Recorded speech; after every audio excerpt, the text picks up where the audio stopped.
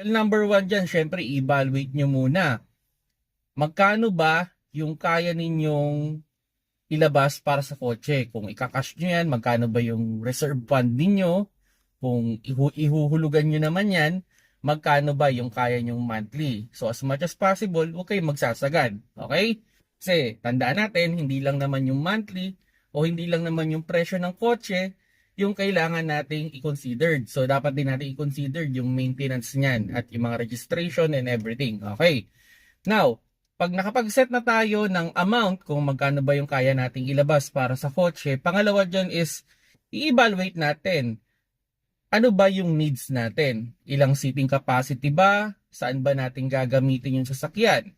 So dapat doon i-ano nyo na yan kung halimbawa kailangan nyo ba 5-seater, 7-seater? Kasi ang advice ko dyan, kung 5 kayo sa pamilya, huwag na kayong bibili ng 5-seater.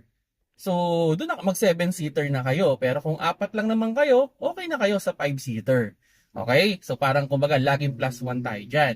Then syempre, check ninyo yung terrain ninyo. Kung bahain yung lugar ninyo, huwag kayo kukuha ng mga maliliit na sasakyan. Doon kayo sa medyo matataas yung ground clearance. Then, pangatlong tips ko sa inyo dyan, do some research. Yan. So, halimbawa, punta kayo sa labas ng bahay ninyo.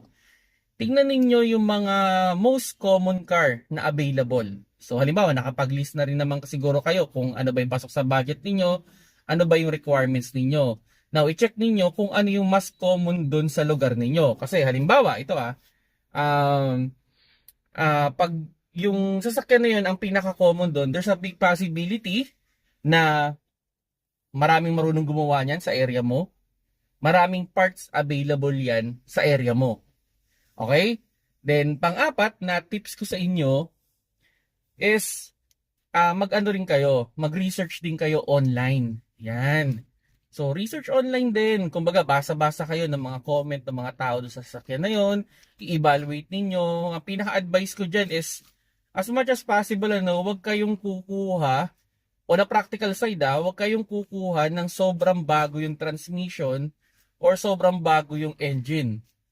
Kasi meron naman mga modelong sasakyan na brand new, o kumbaga, modelo yung itsura, pero yung loob, yung engine tsaka yung transmission from the old car. So kung gano'n naman yung sistema, okay na okay yon. So as much as possible, sana more than 5 years na ina-market yung sasakyan na bibili ninyo para widely available ang parts, maraming nang naka-experience, so mas less yung mga possible issue or na-correct na yung sasakyan.